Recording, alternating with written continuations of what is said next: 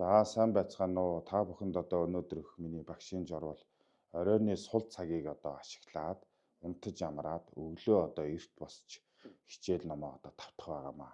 Өдрийн одоо их ачаалал, ядаргаа энэ зүйлээс хамаарат хүн одоо орой хөдөлмөрийн бүтээмж маш муу болсон байдаг. Тийм учраас бол 21 цагаас хойш бид нар одоо бодоод үзэхэд дандаа одоо хэрэггүй зүйлсийг хийсэн байдаг юм аа. Тэр нь бол одоо утас үзэгч гэдэг юм уу, зурагт үзэгч гэдэг юм уу, одоо маш тэр дэмий зүйлд ингээд өөрийнхөө одоо хүч хөдөлмөр тийм зүйлээ одоо ингээд бас зарцуулж яадаг. Тийм болохоор бол оюутнууд та бүхэн бол өглөө одоо эрт босоод маш их тийм бүтээмжтэй одоо хичээлээ сайн хийхин тулд орой 21 цагт одоо шууд унтж амраад өглөө одоо 4 цагт юм уу эрт босоод хичээлээ тавтах. Тэр нь одоо маш олон хүмүүс унтаж амарж яадаг учраас тэр бас энерги юм нь бас сайн байдаг. Тийм болохоор бол орой 21 цагт унтаад өглөө 4 цагт эрт босч одоо хичээл, ном, уншлага ийм зүйлүүдэд давтаж чэйжлэх зүйлээ ингээ хийх хэрэгтэй.